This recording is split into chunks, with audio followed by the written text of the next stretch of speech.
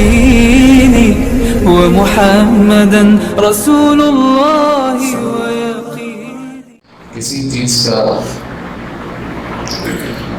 چیز کے ساتھ گہرا تعلق قائم ہوتا ہے اور وہ تعلق مضبوط بھی ہو جائے اور اس تعلق کے اندر محبت بھی ہو جائے.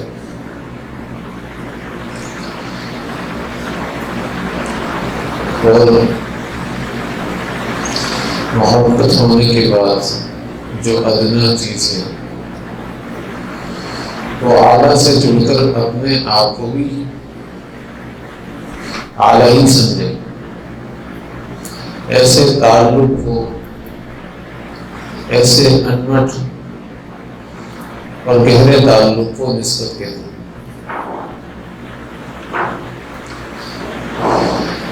اس میں ہوتا کیا ہے کہ ایک ادنا چیز ہوتی ہے لیکن اعلیٰ کے ساتھ جڑ کر اس کی قدر و منزلت بڑھ جاتی ہے. جیسے کہ ایک فیکٹری کے اندر بننے والے دو ٹائرس ہیں، دونوں ایک ہی فیکٹری میں بنے، دونوں کی قیمت بھی وہی ہے،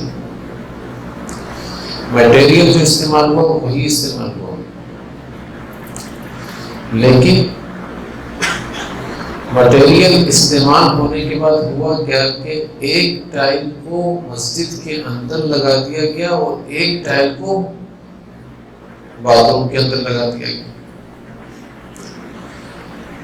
باتھ روم کے اندر ٹائل لگا وہی والا لگا، ایک ہی فیکٹری میں تیار ہوئے تھے، اور ایک ٹائل لگا مسجد کے اندر، ایک ہی فیکٹری میں تیار ہوا، لیکن اس ٹائل کی نسبت مسجد سے ہو گئی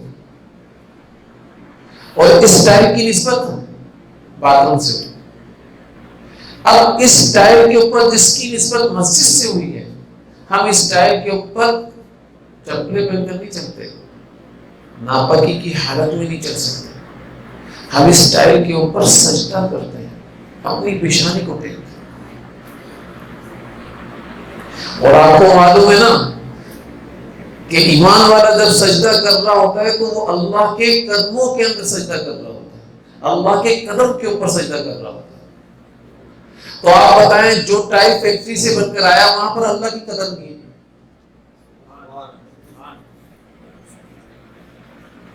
اور اس ٹائل کی ویلیو کیا ہوئی کہ آپ اپنا ماتھا اس ٹائل کے اوپر ٹیک لو، لگا لو.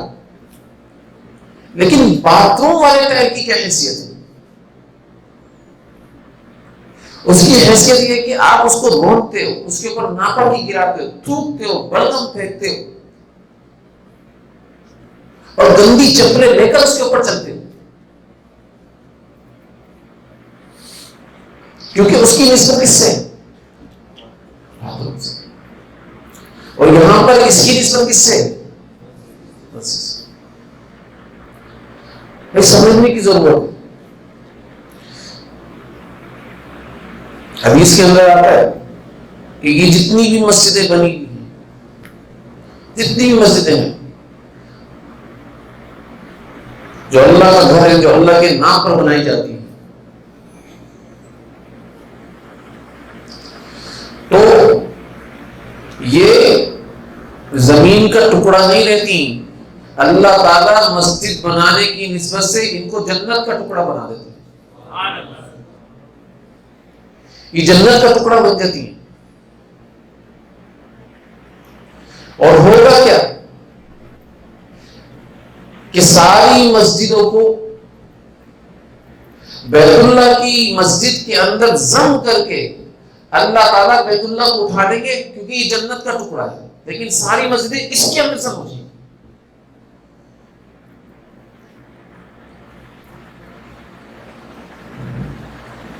بھائی حدیث کے اندر آتا ہے کہ جو بیت اللہ کے اوپر تجلیات کی بارش ہو رہی ہے، اس کے چھینٹے جتنی بھی مسجدیں ہیں عالم کے اندر جتنی بھی مسجدیں، اس کے چھینٹے جو بیت اللہ کے اوپر تجلیات ذاتیہ برس رہی ہے، اس کے چھینٹے ساری مسجدوں کے اندر جاتے ہیں، ساری مسجدوں کے اوپر تجلیات ذاتیہ برس رہی ہوتی ہے بیت اللہ کی برکت سے۔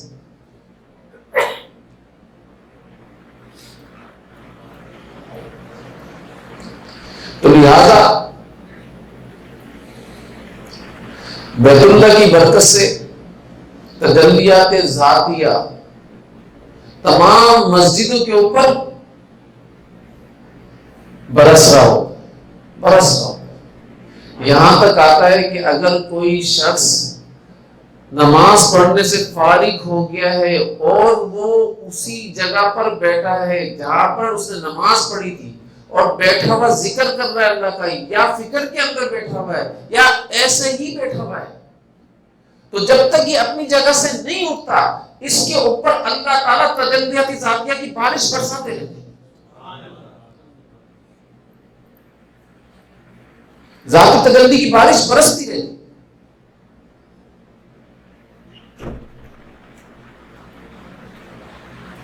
یہ تو ہے مسجد کا معاملہ، لیکن دوستو میرا اور آپ کا جو ایمان چل رہا ہے ہم سب کے قلوب کے اندر، یہ چل کہاں سے رہا ہے؟ اس کی نسبت کہاں سے ہے؟ اس کی نسبت قلب اطہر سے، وہاں سے یہ ایمان چلا ہے، وہ ایمان چلتے چلتے میرے قلب کے اندر آیا ہے۔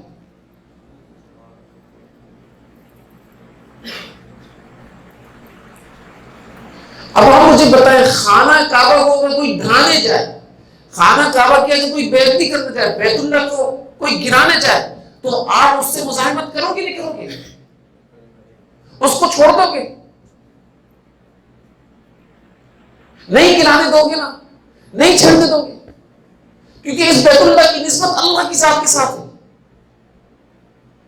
ایسے مسجد نبوی کے اندر کوئی ایسا ہی شرپنس پسند عناصر چلا جائے اور وہ نقصان پہنچانے کی کوشش کرے مسجد کو، کرنے دو گے نقصان اس کو؟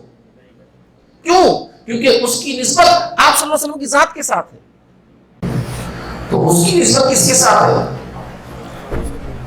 آپ صلی اللہ علیہ وسلم کی ذات کے ساتھ ہے مسجد نبوی کی نسبت۔ تو آپ مسجد نبوی کو چھیڑنے تو نہیں دو گے نا، یا چھیڑنے دے دو گے؟ نہیں۔ ارے یہ جو ایمان چل رہا ہے نا میرے اور آپ کے قلب کے اندر، یہ قلب اطہر سے آئی ہوئی چیز ہے، قلب اطہر سے آئی ہوئی چیز ہے۔ اب ایک مسلمان اس ایمان کو ڈھانے کی کوشش کر رہا ہو، اس ایمان کے منافی کام کر رہا ہو، جو آپ صلی اللہ علیہ وسلم کی ذات کے کام ہی نہیں ہے، لیکن وہ اس ایمان کے منافی چل رہا ہو، تو بھائی آپ اس کو سمجھاؤ گے نہیں سمجھاؤ گے؟ چاہے وہ خود ہی کر رہا ہو تو بھائی اس کو بھی سمجھاؤ گے نہیں سمجھاؤ گے؟ چاہے وہ دوسروں کو لکھ کے ایمان کو خراب کر رہا ہو تو بھائی آپ سمجھاؤ گے نہیں سمجھاؤ گے؟ بتاؤ۔ تو سب سے پہلے سمجھانے کا عمل کہاں سے شروع ہوگا؟ اپنی ذات سے یا کسی اور سے؟ کس وجہ سے؟ کہ بھائی یہ ایمان جہاں سے چل رہا ہے نا وہ نسبت بہت بڑی ہے، اس نسبت کے ادب کے اندر بھائی میں نے اپنے ایمان کو خراب نہیں کرنا، میں نے اپنے ایمان کو سنوارنا ہے، میں نے اپنے ایمان کو خراب۔ سوچو، تصور کرو، یہ ایمان قلب اطہر سے چل رہا ہے، تصور کرو اس کا، تو آپ کو پتا چلے گا کہ قلب اطہر سے آپ کے قلب کے اندر چل کیا ہے، اور اس کی قدر و منزلت ہے کیا، اس کی حیثیت کیا ہے۔ آپ اس ایمان کی توہین نہیں کر رہے، بلکہ قلب اطہر سے چلنے والی ایمان کی توہین کی جا رہی ہے۔ اگر اس کے منافی جا رہے ہو، اس کے منافی کام کر رہے ہو، نعوذ باللہ من ذلک۔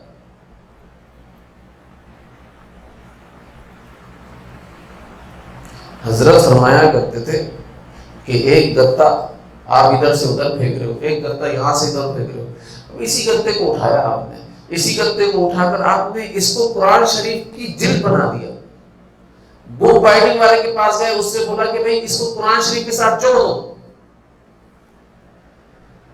اس کو قرآن شریف کے ساتھ جوڑ دو.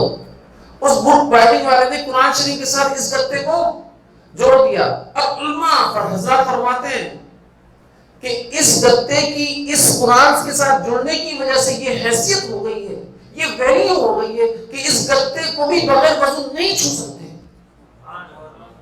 جو کہ گھر کے اندر کبھی ادھر رول رہا تھا کبھی ادھر رول رہا تھا، لیکن قرآن کے ساتھ جڑنے کی وجہ سے کیا ہوا؟ آپ کا ایمان قلب اطہر سے جڑا ہے، آپ کی کیا ویلیو بھائی؟ آپ کا ایمان آپ کے قلوب کے اندر قلب اطہر سے آ رہا ہے. اپنی ویلیو کو سمجھو، اپنی حیثیت کو سمجھو، اور اس حیثیت کے خلاف مت جاؤ بلکہ اس حیثیت کے ساتھ جاؤ.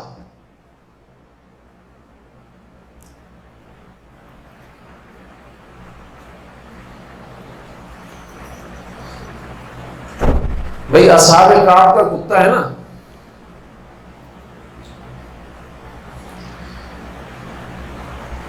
حدیث کے اندر آتا ہے جس گھر میں کتا ہو رحمت کے فرشتے اس گھر کے اندر نہیں آتے.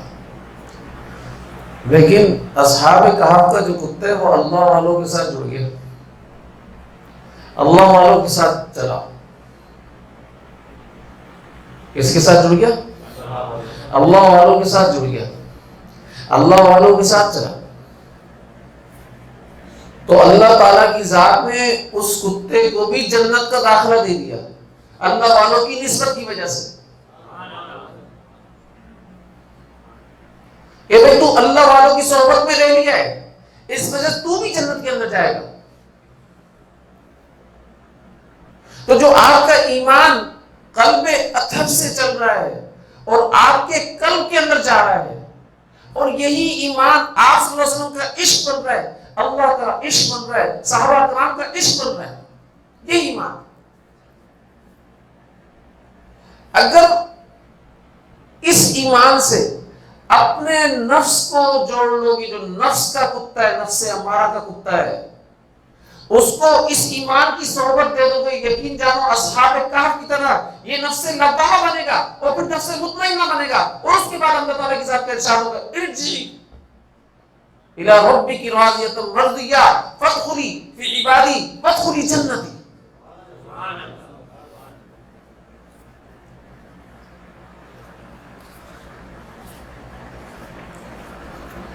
اسی نفس امارہ کے کتے کو جو اللہ کے نبی صلی اللہ علیہ وسلم کی ذات قلب اطہر سے ایمان چل رہا ہے، اور اس ایمان کی حرارت، اس ایمان کا عشق یہاں محسوس ہو رہا ہے، اس نفس امارہ کو اس صحبت میں رکھنا ہے.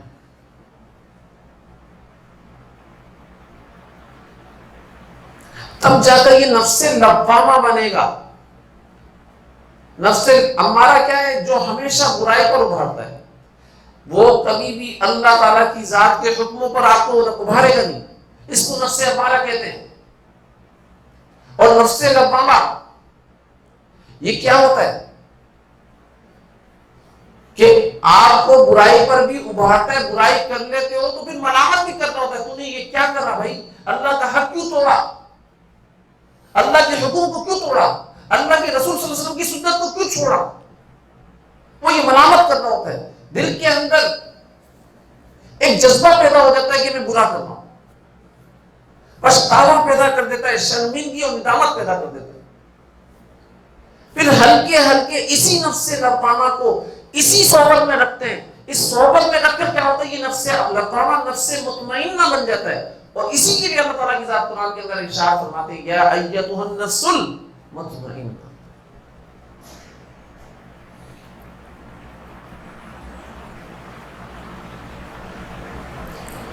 اس لیے میں ہمیشہ سے یہ کہتا آیا ہوں کہ واقعہ پڑھ رہے ہو، واقعہ پڑھنے کی چیز تو ہے، لیکن واقعہ سیکھنے کی چیز ہے. اس میں سمجھایا کیا جا رہا ہے، سکھایا کیا جا رہا ہے، اس کو سمجھنے کی ضرورت ہے.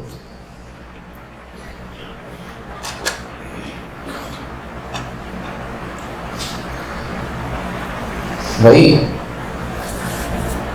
توجہ کے ساتھ سمجھنا کہ حضور صلی اللہ علیہ وسلم اپنے بیٹی کے گھر میں آتے، اگرچہ یہ روایت ضعیف ہے، ٹھیک ہے نا، تو بیٹی کو یہ دیکھتے ہیں کہ وہ روٹیاں پکا رہی ہوتی ہیں. بیٹی سے بولتے ہیں ایک فاطمہ ایک روٹی مجھے بھی دے دے، میں بھی تھوڑا سا بنا دوں. تو حضرت فاطمہ رضی اللہ تعالیٰ عنہ آپ صلی اللہ علیہ وسلم کی ذات کو ایک دے دیتی ہیں. اب آپ صلی اللہ علیہ وسلم روٹی بنا کے دیتے، جاؤ تندور میں لگا دو. تندور میں لگا کر آ جاتی ہیں. جب جا کر واپس دیکھتی ہیں تو دیکھتی ہیں کہ ساری روٹیاں تو پک گئی ہیں، لیکن ایک روٹی جو آپ صلی اللہ علیہ وسلم نے بنائی تھی اور دی تھی تندور میں لگانے کے لیے، اس روٹی کو آگ چھو ہی نہیں رہی. اس روٹی کو آگ نہیں چھو رہی. تو فاطمہ رضی اللہ تعالیٰ عنہ فوراً آپ صلی اللہ علیہ وسلم کے پاس آتی ہیں، فرماتی ہیں یا رسول اللہ ساری روٹیاں تو پک گئی ہیں لیکن آپ والی روٹی نہیں پک رہی، اس کو آگ ہی نہیں چھو رہی. فرمایا اے فاطمہ جس چیز کو میرے ہاتھ لگتے ہیں اس کو آگ نہیں چھو سکتی، اس کے اوپر آگ حرام ہوتی. یہ ہاتھ کی بات ہو رہی ہے، یہ اعضاء ہے نا، یہ اعضاء کی بات ہوتی ہے. دل بادشاہ ہے، سارے اعضاء اس کی رعایا ہیں. میرے اور آپ کے قلب کو قلب اطہر کے ایمان نے چھوا ہوا ہے. بھائی اس کی عظمت کو سمجھو، اس کی عظمت کو سمجھو. میرے اور آپ کے قلب کو قلب اطہر کے ایمان نے چھوا ہے اور کسی نے نہیں چھوا ہوا. اس لیے اس کی عظمت کو سمجھو. جب میرے اور آپ کے قلب کو قلب اطہر کے ایمان نے چھوا تو اب اللہ تعالیٰ کسی صورت کے اندر یہ نہیں چاہیں گے کہ میرا بندہ جس کے قلب کے اندر قلب اطہر سے ایمان چل رہا ہے وہ جہنم کے اندر جائے، اس کو جہنم کی آگ چھوڑے. اسی لیے حدیث کے اندر آتا ہے کہ ہر امت کے نبی نے اپنی دعا مانگ لی ہے اور ان کی دعا قبول بھی ہو گئی ہے، لیکن میں نے اپنی دعا کو آخرت کے لیے ذخیرہ کر لیا ہے، میں آخرت کے اندر مانگوں گا. صحابہ نے پوچھا کیا مانگیں گے؟ مفہوم بتا رہا ہوں اس کیا مانگیں گے؟ فرمایا کہ بھائی میں اپنی امت کے آخری فرد تک کو جہنم سے نکال کر جنت میں داخل کرواؤں گا، اس کے بعد مجھے سکون ملے گا.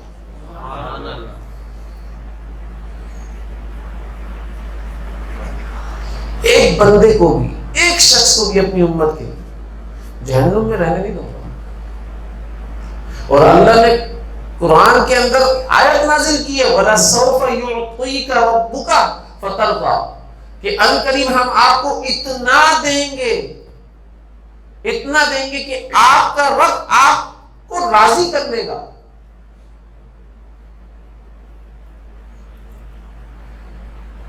اس دینے سے آپ راضی ہو جائیں گے. بھئی یہاں پر ہم لوگ سارے آئے ہوئے نہیں آئے ہوئے، کس کی رضا کو حاصل کرنے کے لیے آئے ہیں؟ اللہ تعالیٰ کی ذات کی رضا کو نا. سارے لوگ جو کام کرتے ہیں دنیا بھر کے جو لوگ ہیں ایمان والے، وہ سب لوگ اللہ کی رضا کو پانے کے لیے، اللہ کی رضا کو حاصل کرنے کے لیے کام کر رہے ہیں یا نہیں؟ کس کی رضا کے لیے کام کر رہے ہیں؟ اللہ کی ذات کی رضا کو حاصل کرنے کے لیے کام کر رہے ہیں.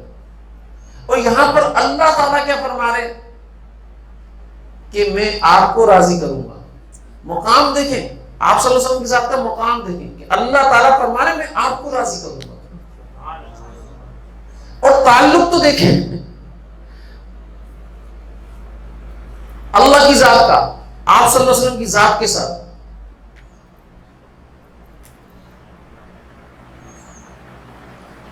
تو اس حدیث کے تفسیر میں آپ صلی اللہ علیہ وسلم نے کیا فرمایا؟ اس آیت کی تفسیر میں آپ صلی اللہ علیہ وسلم نے کیا فرمایا کہ بھئی میں تو اس وقت تک راضی نہیں ہوں گا جب تک میری امت کا ایک فرد بھی جہنم میں ہوگا.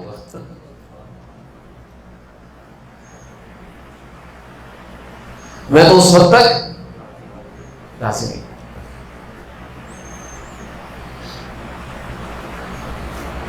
یہ نسبت ایسی چیز ہے، ہم ویسے کچھ بھی نہیں ہیں، لیکن اس نسبت نے ہمارے کو، کیونکہ ادنت ہے نا ہم لوگ تو، لیکن نسبت تو ہمارے بھاگ تو دیکھو کیسے جاگے.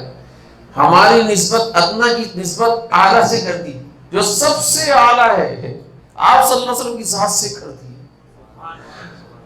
اور اس نسبت کی وجہ سے آپ کو بھی اعلیٰ بنا دیا. ساری امتوں میں سب سے اعلیٰ امت امت محمدیہ، سب سے اعلیٰ بنا.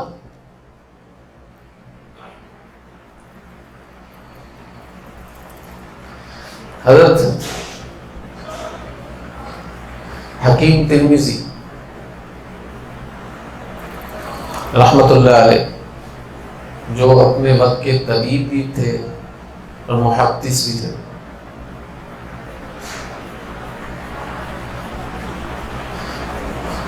ان کا مزار ہے آمولہ کے اندر، ترمذ شہر کے رہنے والے تھے. لیکن اللہ تعالیٰ کی ذات نے وجاہت بہت دی تھی، خوبصورت بہت ہے، حسن و جمال کے اندر ان جیسا کوئی تھا ہی نہیں، اتنا حسن اللہ تعالیٰ کی ذات نے دی. ایک دن اپنے مطب کے اندر اکیلے بیٹھے ہوئے تھے، ایک خاتون آ گئی اور خاتون نے فوراً اپنا نقاب اتارا، بولا اسی لمحے کی تو مجھے تلاش تھی، آج جو تو چاہے میرے ساتھ آپ کر لے. انہوں نے جو رونا شروع کیا، جو رونا شروع کیا، جو رونا شروع کیا، اتنی تیز تیز روئی کہ وہ خاتون ڈر گئی اور شرمندہ ہو گئی کہ میں نے اس کے ساتھ ایسی بات کیوں کہہ دی جس کی وجہ سے اس کو اتنا صدمہ ہوا. وہ خاتون ڈر گئی کہ کہیں رونے کی وجہ سے مر نہ جائے اور فوراً بھاگ گئی وہاں سے.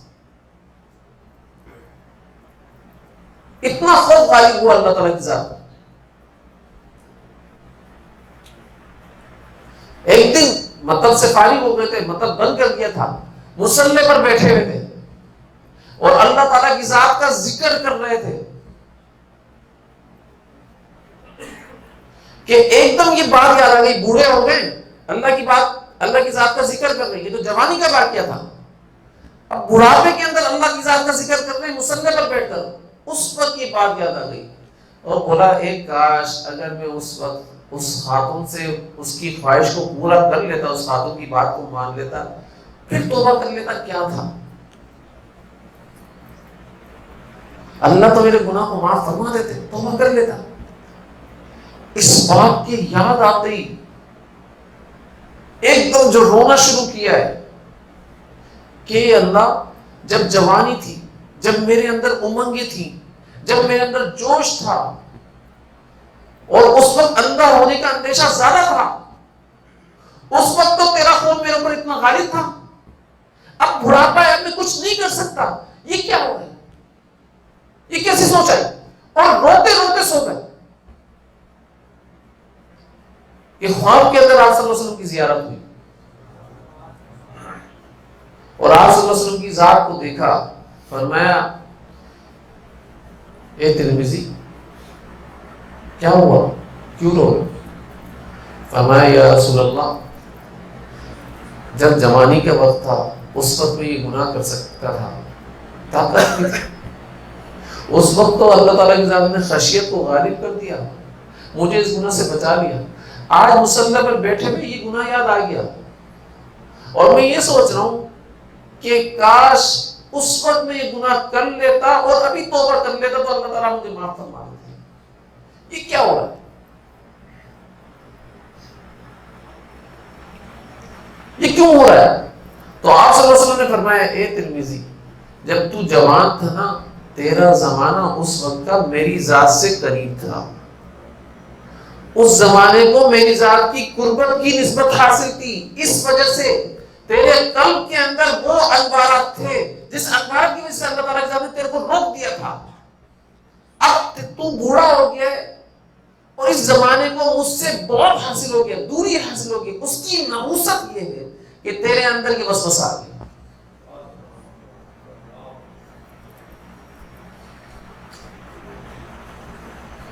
تیرے اندر یہ وسوسہ ہے. بھئی آتا ہے نا حدیث کے اندر بہترین زمانہ کون سا ہے؟ خیر القرون, پھر ثم الذین یلونہم, ثم الذین یلونہم, پھر جو اس سے قریب ہے, پھر جو اس سے قریب ہے, پھر جو اس سے قریب ہے. آج کے دور کے اندر بہت سارے لوگ ایسے ہیں جو بہترین زمانے کے علماء کی باتوں کو یہ بولتے ہیں, وہ اس وقت نہیں سمجھے تھے, ہم آج سمجھ رہے ہیں. یہ اصل دین اسلام ہے, اس وقت کا دین اسلام کوئی دین اسلام نہیں, وہ سمجھیں گے. جس کے بارے میں حدیث میں آ رہا ہے خیر القرون قرنی ثم الذین یلونہم ثم الذین یلونہم. تو آج کل کے کچھ لوگ اٹھتے ہیں, وہ بولتے ہیں کہ بھائی آج ہم جو حدیث پڑھ سمجھے ہیں, صحابہ کرام رضوان اللہ علیہم کے سامنے براہ راست حضور صلی اللہ علیہ وسلم کی ذات ہے.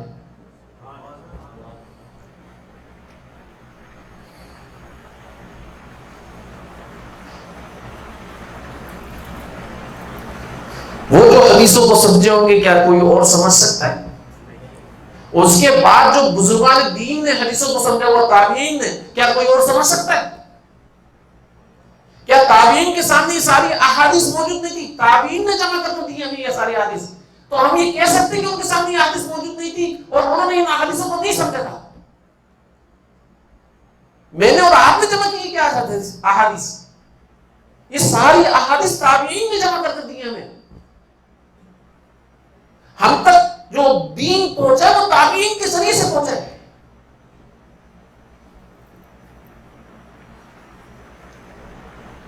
لیکن یہ لوگ نسبت کو نہیں سمجھتے. نسبت کو سمجھتے تو ایسی بات نہیں کرتے. اب حدیث کا مطلب سمجھنا چاہیے, مفہوم. جو حدیث کا علماء محدثین نے بیان کیا, تشریح کی, کچھ لطائف بھی ہوتے ہیں, ان تشریح کو چھیڑے بغیر بات کر لو. یہ احتیاطاً بولتا ہوں میں یہ بات, تاکہ کوئی یہ نہ سمجھے کہ بھئی حدیث کے مفہوم کو اپنی رائے سے پیش کر رہا ہے.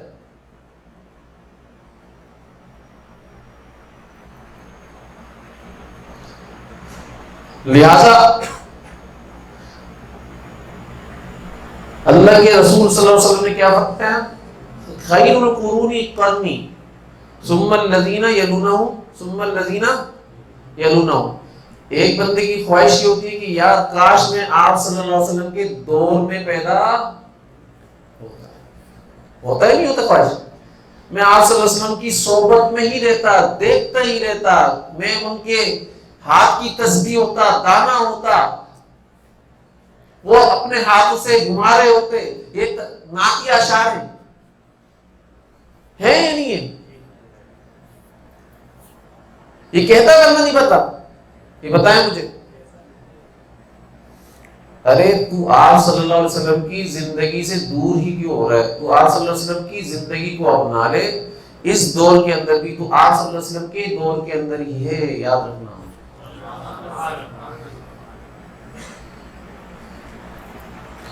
ساری سنتوں کو آپ صلی اللہ علیہ وسلم کی اپنا لے. جو تو یہ بول رہا ہے نا کہ میں آپ صلی اللہ علیہ وسلم کے دور میں ہوتا ہوں, ان کی صحبت کو اختیار کرتا, ان کے ساتھ رہتا, ان کے ہاتھوں کو چومتا, ان کے پاؤں کو چومتا, ان کے سر کو چومتا, ان کے ساتھ رہتا, ان کو دیکھتا رہتا, تو میں یہ بول رہا ہوں بھائی تو اتنی محبت دکھا رہا ہے, آج آپ صلی اللہ علیہ وسلم کی سنتوں کو تو اپنا لے, ہر سنت کو اپنا.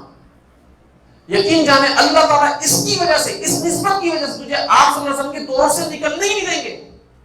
يا ربي يا من هو مرشدي أيقنت أن إليك إليك مرادي وموعدي، فعشقت كل حروف كتابك مهتدي ومقتدي